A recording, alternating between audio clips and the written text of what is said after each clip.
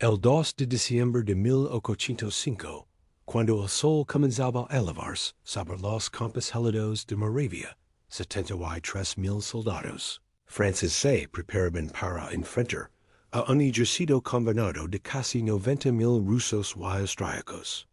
Las matemáticas de la guerra dictaban una derrota inevitable para Napoleón Bonaparte. Los generales aliados, el zar Alejandro I de Rusia y el emperador Francisco I de Austria, contemplaban sus mapas con la certeza de que aquel día apostarían al corso para siempre. Tenían superioridad numérica, terreno elevado y un plan que parecía infalible. Lo que no sabían, lo que no podían imaginar, era que estaban caminando directamente hacia la trampa más elaborada de la historia militar moderna. Napoleón no solo había anticipado cada uno de sus movimientos, sino que llevaba semanas manipulándolos para que tomaran exactamente las decisiones que él quería. Cada retirada francesa de los días anteriores, cada muestra de debilidad, cada mensaje diplomático desesperado pidiendo paz, había sido una mentira cuidadosamente calculada. El emperador francés no estaba yendo, estaba cazando. Y aquella mañana fría de diciembre, con la niebla cubriendo los valles como un velo funerario, la trampa estaba a punto de cerrarse sobre 85,000 hombres que no tenían idea de que ya estaban condenados. La campaña que condujo a Austerlitz comenzó meses antes, cuando Napoleón enfrentaba una crisis existencial. La tercera coalición, formada por Gran Bretaña, Austria, Rusia y otras potencias europeas, había logrado destruir a Francia y restaurar el antiguo orden.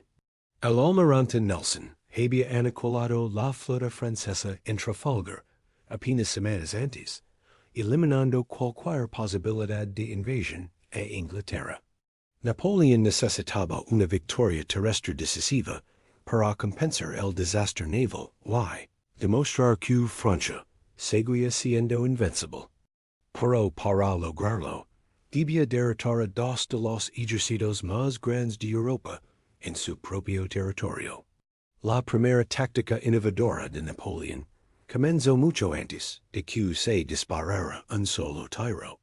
Entendió que la guerra no se gana solo con bayonetas y cañones, sino con información y engaño. Mientras los ejércitos aliados se concentraban en territorio austriaco, Napoleón desplegó una red de espías y exploradores que le proporcionaban inteligencia constante sobre los movimientos enemigos. Pero más importante aún, comenzó a alimentar deliberadamente información falsa a sus adversarios. Ordenó que sus tropas realizaran movimientos que parecían caóticos y indecisos. Envió emisarios diplomáticos a los aliados con propuestas de paz que sonaban desesperadas. Permitió que patrullas enemigas capturaran mensajeros franceses que levaban órdenes falsas describiendo la debilidad del ejército. El general Mikhail Kutuzov, el veterano comandante ruso que había luchado contra los turcos durante décadas, sospechaba que algo no estaba bien. Aconsejó al zar Alejandro que esperaran refuerzos y evitaran una batalla precipitada. Pero el joven zar, ansioso por gloria militar y convencido de la superioridad numérica aliada, ignoró las advertencias del viejo general. Esta fue exactamente la reacción que Napoleón había anticipado y cultivado.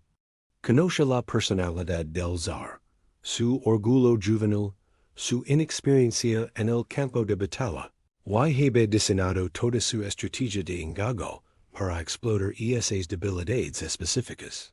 Cuando los ejércitos finalmente se encontraron cerca del pueblo de Austerlitz, Napoleón ejecutó otra maniobra que desconcertó a sus enemigos. Ocupa las alturas de Santon y el terreno alrededor del pueblo de Telnitz, posiciones que cualquier general competente reconocería como ventajosas. Pero luego, de manera inexplicable, Abandono voluntariamente las estratégicas alturas de Pratzen, el punto más elevado del campo de batalla. Los generals aliados no podían creer su suerte. Aquella colina dominaba todo el terreno circundante, y quien la controlara tendría una ventaja táctica enorme. Inmediatamente movieron tropas para ocuparla, convencidos de que Napoleón había cometido un error catastrófico. Pero Napoleón no había cometido ningún error.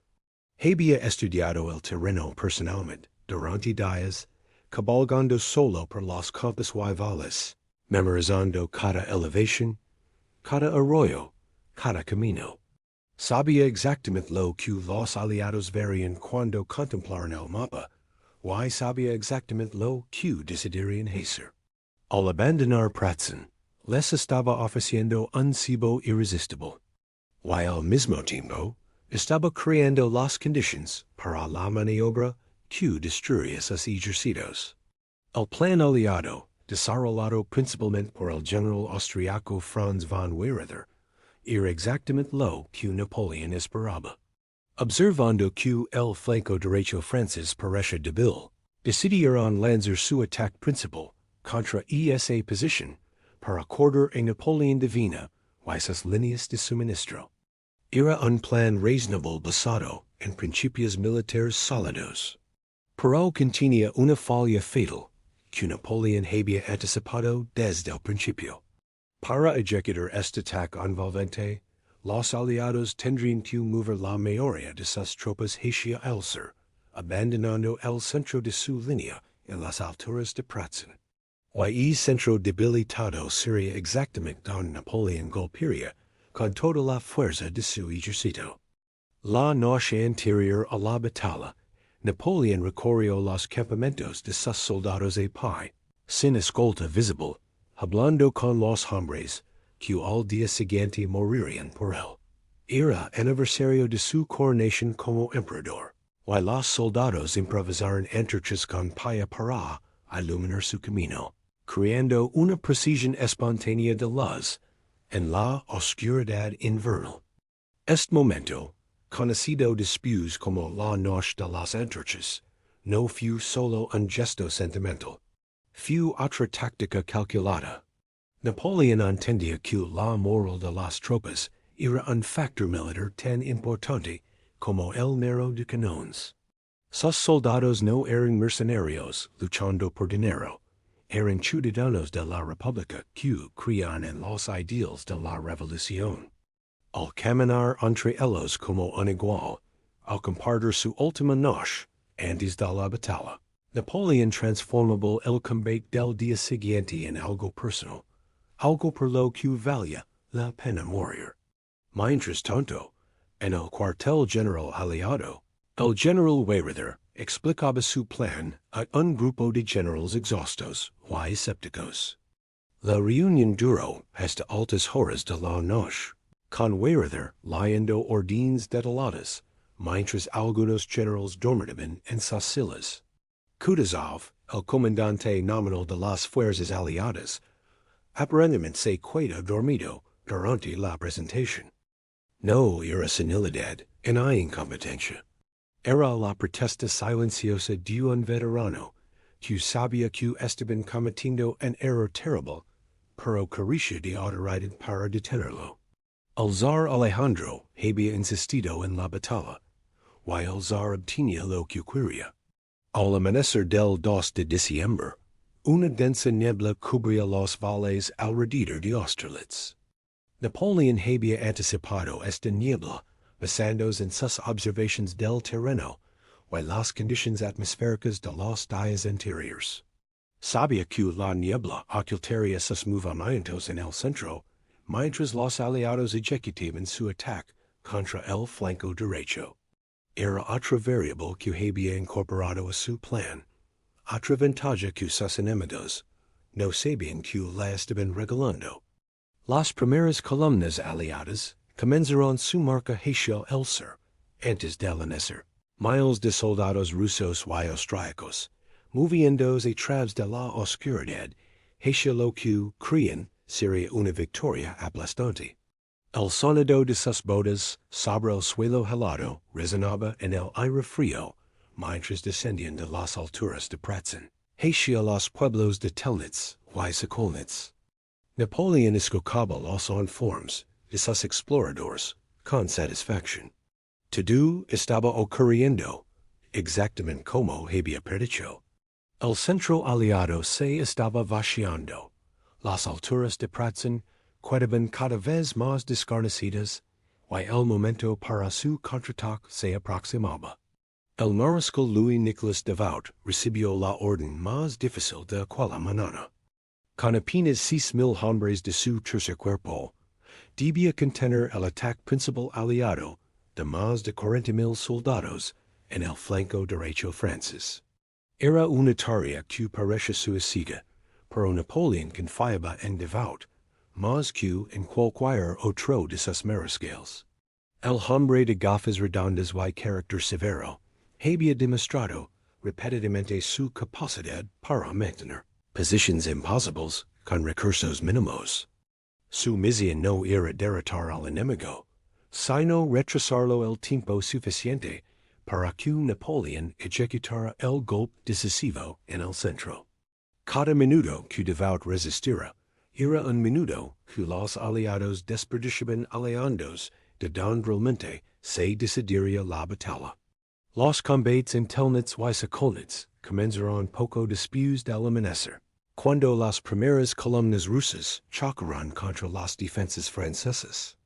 Los hombres de Devout pelearon con una ferocidad que sorprendió a los comandantes aliados. Las calles estrechas de los pueblos se convirtieron en mataderos, en la superioridad numérica perdía gran parte de su valor. Los franceses conocen cada casa, cada muro, cada colina, porque Napoleón les había ordenado estudiar el terreno durante los días anteriores. Retrocedían cuando era necesario, contraatacaban cuando el enemigo se desorganizaba, y siempre mantenían la cohesión que diferenciaba a un ejército profesional de una turba armada. Mientras el flanco derecho ardía en combate, Napoleón esperaba en su puesto de mando cerca del Saracenten, observando las alturas de Pratzen detrás de su catalejo. La niebla comenzaba a disiparse lentamente con el sol naciente, revelando gradualmente el terreno que decidiría el destino de Europa. Los informes llegaban constantemente desde todos los sectores del campo de batalla, y Napoleón los procesaba con una velocidad que asombraba a su estado mayor. Veía el campo de batalla no como una imagen estática, sino como un organismo vivo en constante movimiento, y podía predecir cómo evolucionaría, basándose en la información fragmentaria que recibía. A las 9 de la mañana, Napoleón vio lo que estaba esperando. Las alturas de Pratzen, que horas antes habían estado repletas de tropas aliadas, ahora mostraban solo una delgada línea defensiva. La mayoría de las fuerzas enemigas habían descendido hacia el sur para participar en el ataque contra Devout. El centro aliado estaba exactamente tan débil como Napoleón había predicho. Se volvió hacia el mariscal Nicolas Soult, comandante del cuarto cuerpo, y le preguntó cuánto tiempo necesitarían sus hombres para alcanzar la cima de Pratzen. Soult respondió que menos de 20 minutos. Napoleón consultó su reloj, estudió una vez más la niebla que todavía cubría parcialmente el valle, y dio la orden que cambiaría la historia. El ataque al centro aliado fue la maniobra maestra de toda la batalla. 17,000 hombres del cuarto cuerpo emergieron de la niebla como fantasmas armados, avanzando en formaciones perfectas hacia las alturas que los aliados habían considerado seguras. Los defensores rusos en la cima de Pratzen no podían creer lo que veían. Se suponía que los franceses estaban siendo destruidos en el sur, que esta colina era la retaguardia segura desde donde observarían la victoria aliada. En lugar de eso, columnas enteras de infantería francesa subían las laderas con bayonetas coladas, tambores batiendo el paso de carga, y oficiales de caballo señalando el camino hacia la gloria. La sorpresa táctica fue devastadora. Los batallones rusos en Pratzen resistieron con valencia, pero estaban desorganizados y superados en número en su propio sector. Napoleón había invertido la ecuación de toda la batalla. Don antes, los aliados tenían superioridad numérica global, ahora los franceses tenían superioridad local en el punto decisivo. Esta concentración de fuerzas en el momento y lugar precisos era una de las innovaciones tácticas fundamentales de Napoleón, un principio que estudiarían los generales durante los siguientes 2 siglos. Los combates en las alturas de Pratzen fueron brutales y confusos. Las unidades rusas que intentaban reforzar el centro llegaban fragmentadas y desorganizadas, sin tiempo para formar líneas de batalla, adecuadas antes de ser atacadas. Napoleón había calculado que los aliados tardarían horas en reaccionar a su maniobra, horas durante las cuales sus tropas consolidarían el control de las alturas y cortarían el ejército enemigo. Cada decisión aliada requería consultas entre generales rusos y austríacos que no hablaban el mismo idioma, y no confiaban completamente unos en otros. Mientras tanto, Napoleón comandaba un ejército unificado que respondía instantáneamente a sus órdenes. El zar Alejandro, observando desde una posición elevada, comenzó a comprender el desastre que se desarrollaba ante sus ojos. Las tropas que había enviado al sur, ahora estaban atrapadas en combates que no podían abandonar, mientras el centro de su línea se desmoronaba. Envió órdenes frenéticas para que unidades regresaran a defender Pratzen, pero esas órdenes llegaban tarde, contradicen instrucciones anteriores, y creaban más confusión en un ejército que ya estaba perdiendo la cohesión. Kutuzov, herido levemente en el rostro por una escuela, intentaba organizar algún tipo de defensa, pero la situación estaba más allá de cualquier remedio táctico. Napoleón no se limitó a capturar las alturas. Una vez que Soult controló Pratzen, ordenó que sus tropas giraran hacia el sur, amenazando la retaguardia de las columnas aliadas que todavía combatían contra Devout. Era el movimiento de la puerta giratoria, una maniobra que convertiría una victoria táctica en una aniquilación estratégica. Los 40,000 soldados aliados en el sector sur de pronto descubrieron que tenían enemigos tanto al frente como a su espalda. Sus líneas de retirada hacia el este estaban siendo cortadas sistemáticamente por tropas franceses que descendían de las alturas que se suponía debían estar en manos amigas. El pánico comenzó a extenderse por las filas aliadas. Las unidades que habían luchado disciplinadamente durante horas empezaron a desintegrarse cuando los soldados comprendieron que estaban atrapados. Algunos intentaron abrirse paso hacia el este a través de las líneas francesas. Otros buscaron rutas alternativas de escape hacia el sur. Miles se dirigieron hacia los estanques helados de Sacón, esperando cruzar sobre el hilo para escapar de la masacre. Lo que ocurrió en esos estanques se convirtió en una de las imágenes más perdurables de la batalla. Napoleón ordenó que su artillería disparara contra el hilo, rompiéndolo bajo el peso de los soldados que intentaban cruzar. Hombres, caballos y canones cayeron en las aguas heladas mientras las baterías francesas continuaban su bombardeo metódico. Durante décadas, las historias populares exageraron el número de ahogados, hablando de miles de víctimas, cuando los registros posteriores sugieren cifras mucho menores. Pero el impacto psicológico fue innegable. La imagen de soldados hundiéndose en agua helada, bajo fuego de artillería, capturaba la brutalidad total de la derrota aliada. Para las 2 de la tarde, La batalla de Austerlitz, había terminado efectivamente.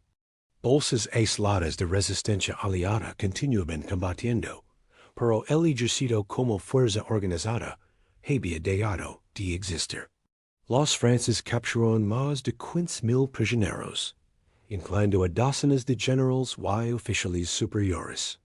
Los aliados perdieron aproximadamente 27,000 hombres entre muertos, heridos y capturados, además de 180 cañones y decenas de banderas regimentales. Las pérdidas francesas fueron significativamente menores, alrededor de 9,000 bajas, una proporción que demostraba la efectividad devastadora de las tácticas napoleónicas. La victoria no fue solo militar. 2 días después de la batalla, el emperador Francisco I de Austria solicitó un armisticio. El Tratado de Presburgo, firmado el 26 de diciembre, eliminó a Austria de la guerra y la obligó a ceder territorios extensos a Francia y sus aliados. La tercera coalición se desintegró. Rusia retiró sus ejércitos hacia el este, humillada pero no destruida, mientras Gran Bretaña cuidaba sola en su guerra contra Napoleón. El mapa de Europa se retribuyó según los deseos del vencedor de Austerlitz. Pero más allá de las consecuencias políticas inmediatas, la batalla transformó permanentemente el arte de la guerra. Los generales de toda Europa estudiaron Austerlitz obsesivamente, tratando de comprender cómo Napoleón había logrado una victoria tan completa contra fuerzas superiores. Identificaron principios que se convertirían en doctrina militar estándar durante el siguiente siglo. La concentración de fuerzas en el punto decisivo. El uso del engaño estratégico para manipular las decisiones del enemigo. La importancia de la velocidad y la flexibilidad sobre la masa bruta. La coordinación de diferentes armas y unidades en un plan coherente. La explotación agresiva del éxito táctico para lograr resultados estratégicos. Napoleón había demostrado en Austerlitz que un comandante brillante podía multiplicar la efectividad de su ejército mediante la inteligencia táctica. No se trataba simplemente de tener más soldados o mejores armas. Se trataba de entender la guerra como un sistema complejo donde la información, el tiempo, el terreno y la psicología humana interactúan de maneras que podían ser anticipadas y manipuladas. Los generales anteriores habían comprendido algunos de estos elementos de manera intuitiva. Napoleón fue el primero en sistematizarlos en una doctrina coherente que podía enseñarse y replicarse. Una de las innovaciones menos visibles, pero más importantes de Austerlitz, fue el sistema de mando y control que Napoleón había desarrollado durante años. El ejército francés no funcionaba como una masa única que seguía órdenes rígidas desde un cuartel general distante. Estaba organizado en cuerpos semi-autónomos, cada uno comandado por un mariscal con autoridad para tomar decisiones tácticas independientes dentro del marco estratégico general. Esto permitía que el ejército francés reaccionara a situaciones cambiantes con una velocidad que sus enemigos no podían igualar. Cuando Devout decidió cómo defender Tilnitz, no necesitaba enviar mensajeros a Napoleón y esperar instrucciones. Conocía su misión y tenía libertad para cumplirla de la manera que considerara más efectiva. El sistema de cuerpos de ejército era revolucionario para su época. Los ejércitos tradicionales del siglo XVIII operaban como bloques monolíticos que requerían coordinación constante desde el comandante supremo. Eran lentos para maniobra, vulnerables a la sorpresa y incapaces de explotar oportunidades inesperadas.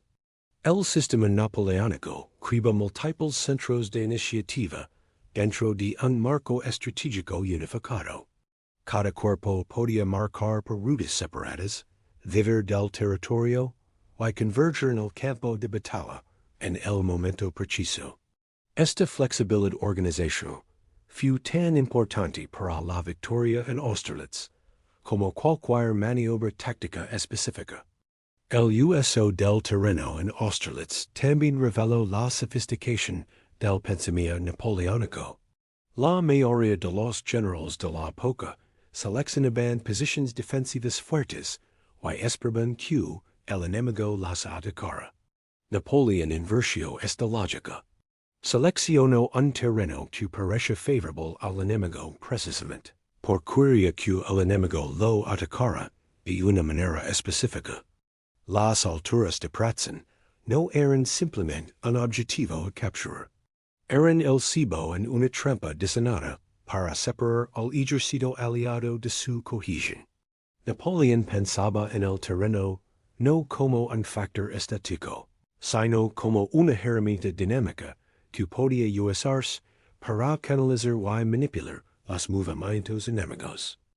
Esta aproximación al terreno reflejaba una comprensión más profunda de la psicología militar.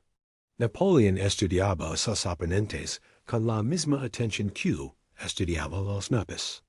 Sabía que el zar Alejandro era joven, impulsivo y ansioso por demostrar su valor militar. Sabía que los generales austríacos estaban divididos entre facciones que desconfiaban unas de otras. Sabía que Kutuzov era cauteloso, pero carecía de autoridad real para imponer su voluntad. Cada aspecto del plan francés explotaba estas debilidades humanas específicas. El engaño previo a la batalla funcionó porque apelaba al orgullo del zar y a su deseo de una victoria rápida y gloriosa.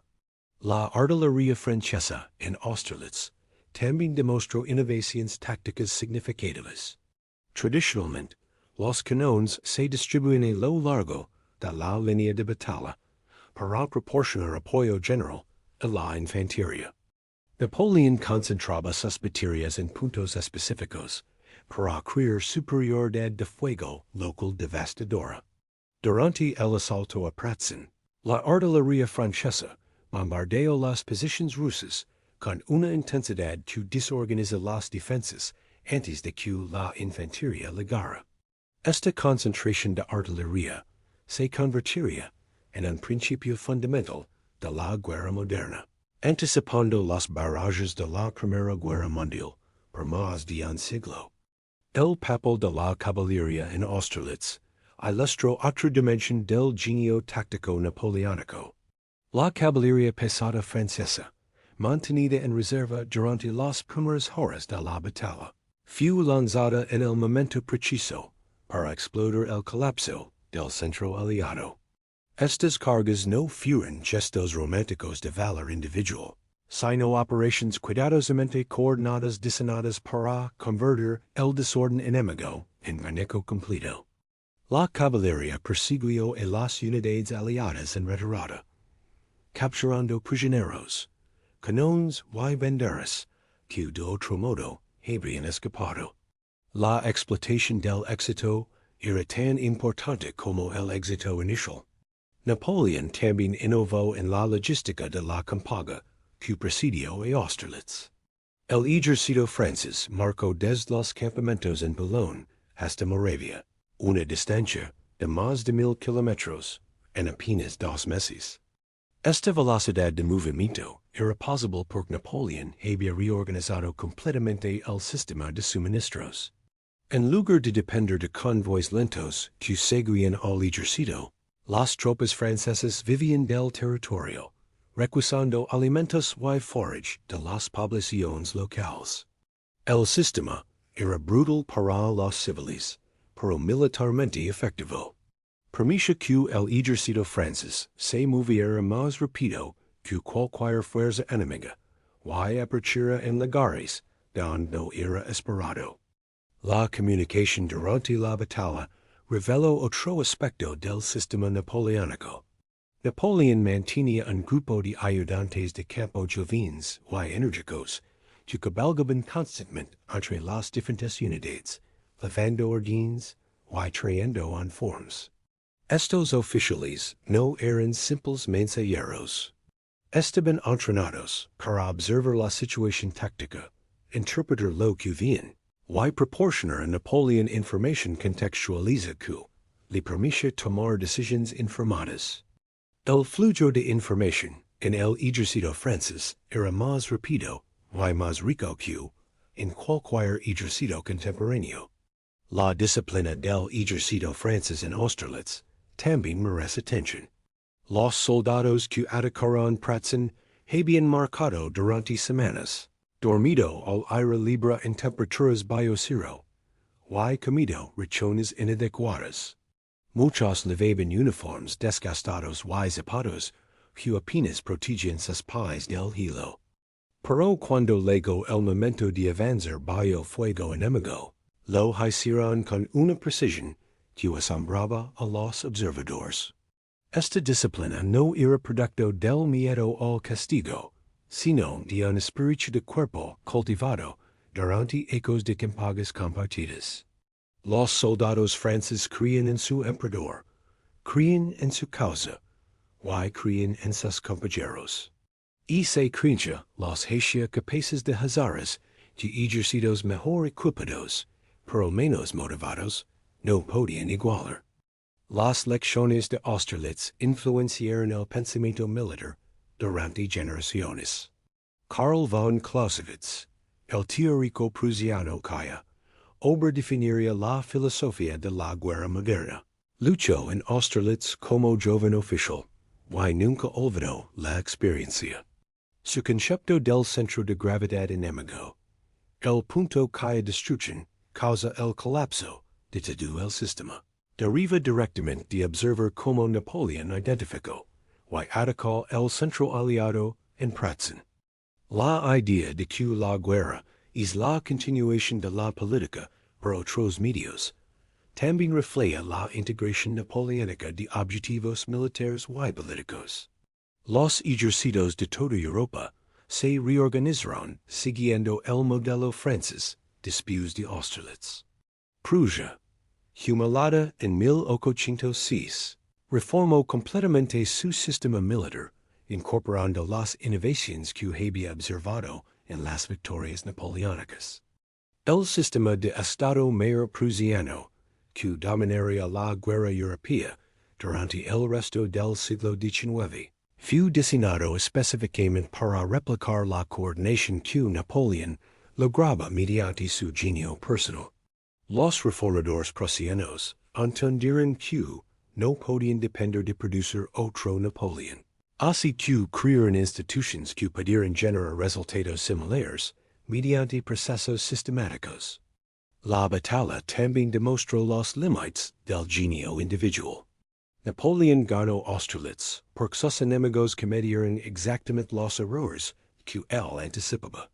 Si Kutuzov hubiera tenido autoridad para imponer su estrategia de espera, si el zar hubiera sido menos impulsivo, si los generales aliados hubieran coordinado mejor sus movimientos, el resultado podría haber sido diferente. Las tácticas innovadoras de Napoleón funcionaron brillantemente contra oponentes específicos en circunstancias específicas. Cuando enfrentó enemigos que habían aprendido de sus métodos, como Wellington en Waterloo días después, y esas mismas tácticas resultaron insuficientes. Austerlitz representa el apogeo del arte militar napoleónico, el momento en que todos los elementos de su sistema funcionaron en perfecta armonía. El engago estratégico previo a la batalla manipuló las decisiones enemigas. La organización en cuerpos permitió flexibilidad táctica. La concentración de fuerzas en el punto decisivo creó superioridad local. La explotación agresiva del éxito convirtió la victoria en aniquilación. La coordinación de infantería, caballería y artillería multiplicó la efectividad de cada arma. Y sobre todo, un comandante que podía procesar información más rápido que sus oponentes y tomar decisiones mayores bajo presión. 200 años después, los historiadores militares siguen estudiando Austerlitz como un ejemplo de excelencia táctica. Los principios que Napoleón demostró aquella mañana de diciembre permanecen relevantes en contextos completamente diferentes. La importancia de la información y el engaño. La necesidad de concentrar recursos en puntos decisivos. El valor de la velocidad y la iniciativa sobre la masa bruta. La integración de diferentes capacidades en un plan coherente. Y quizás lo más importante, la comprensión de que la guerra es fundamentalmente un enfrentamiento entre voluntades humanas, donde la psicología importa tanto como la tecnología. El sol que se elevó sobre Austerlitz, el 2 de diciembre de 1805, iluminó una transformación en la historia de la guerra. Las tácticas innovadoras que Napoleón desplegó aquel día no surgieron de la nada. Fueron el producto de ecos de experiencia, estudio y reflexión, cristalizados en un momento de ejecución perfecta. Los ejercicios que marcaron hacia aquellos campos helados representaban el viejo orden europeo, con sus tradiciones aristocráticas y sus métodos obsoletos.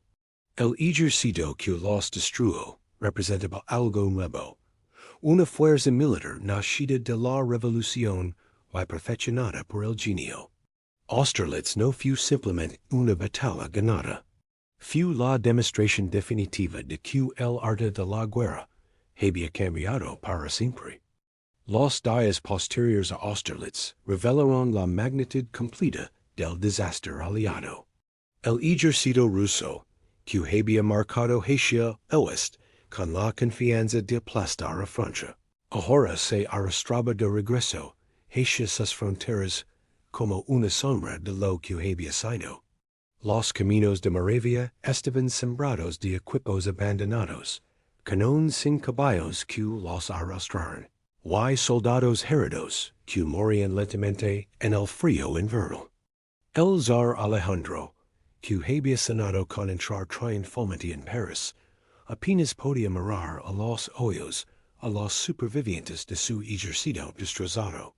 La humiliación personal del joven emperador era tan profunda como las pérdidas materiales de Rusia. El emperador Francisco de Austria comprendió inmediatamente que continuar la guerra significaba la destrucción total de su imperio. Los ejércitos austríacos habían sido derrotados repetidamente durante la campaña, y ahora la última esperanza aliada había sido aniquilada en Pratzen. Viena estaba ocupada por tropas francesas. Las provincias más ricas del imperio estaban bajo control enemigo. No había refuerzos disponibles. No había aliados dispuestos a continuar luchando. No había ninguna posibilidad realista de revertir la situación militar. Francisco envió emisarios a Napoleón, solicitando términos de paz apenas 48 horas después de la batalla. El encuentro entre Napoleón y Francisco ocurrió el 4 de diciembre en un molino cerca del campo de batalla. Napoleón trató a su derrotado adversario con cortesía calculada, mezclando gestos de respeto personal con demandas políticas implacables. Era otra forma de manipulación psicológica, diseñada para obtener concesiones máximas mientras preservaba la dignidad suficiente del emperador austriaco para que pudiera aceptar la paz sin que pareciera una rendición incondicional. Napoleón entendía que una paz demasiado humillante generaría resentimiento duradero y haría inevitable una futura guerra de revancha. Prefería una paz dura pero aceptable que permitiera a Austria convertirse en un satélite francés en lugar de un enemigo perpetuo. El Tratado de Presburgo, firmado el 26 de diciembre de 1805, retribuyó el mapa de Europa Central. Austria cedió Venecia, Istria y Dalmacia al Reino de Italia, controlado por Francia. Tirol y otras provincias alpinas pasaron a Baviera, aliada de Napoleón. El Sacro Imperio Romano.Germánico, aquella institución medieval que había sobrevivido durante más de 800 años, recibio su golpe mortal. Francisco renunció al título de Emperador Romano, apenas meses después, reconociendo que la institución había perdido todo significado real. Una nueva entidad, la Confederación del Rin, agrupó a los estados alemanes bajo protección francesa, eliminando efectivamente la influencia austriaca en Alemania. Las consecuencias financieras fueron igualmente devastadoras para Austria. Una indemnización de guerra de 40 millones de florines drenó las arcas imperiales que ya estaban exhaustas por ecos de conflicto. El ejército austriaco fue reducido en tamaño, limitando la capacidad del imperio para defender sus intereses o desafiar la hegemonía francesa en el futuro. Napoleón había convertido a una de las grandes potencias europeas en un estado subordinado que necesitaría una generación para recuperarse. Pero las ramificaciones de Austerlitz se extendieron mucho más a la de Austria. Gran Bretaña, el financiador principal de las coaliciones contra Francia, quedó aislada y sin aliados continentales efectivos. William Pitt, el primer ministro británico que había dedicado su carrera a contener la expansión francesa, recibió las noticias de Austerlitz con devastación personal. Según los relatos de la época, señaló un mapa de Europa y dijo que podían enrolarlo porque no se necesitaría durante 10 años. Pitt murió apenas semanas después, con su salud deteriorada por el estrés y la desesperación de ver su política exterior en ruinas. Prusia, que había permanecido neutral durante la campaña de 1805, observa Austerlitz con una mezcla de alivio y terror. El alivio venía de no haber participado en la catástrofe aliada. El terror venía de comprender que Prusia estaba ahora sola frente a un Napoleón que controlaba la mayor parte de Europa occidental y central. Los generales prusianos que habían confiado en la superioridad de su tradición militar heredada de Federico el Grande comenzaron a cuestionar sus suposiciones. Algunos reformadores argumentaban que Prusia necesitaba modernizar urgentemente su ejército siguiendo el modelo francés. Otros insistían en que las tácticas napoleónicas eran animalias que no podían replicarse. Este debate continuaría hasta que Prusia sufrió su propia catástrofe en Jena y Auerstedt apenas un año después. El impacto de Austerlitz en la teoría militar fue profundo y duradero.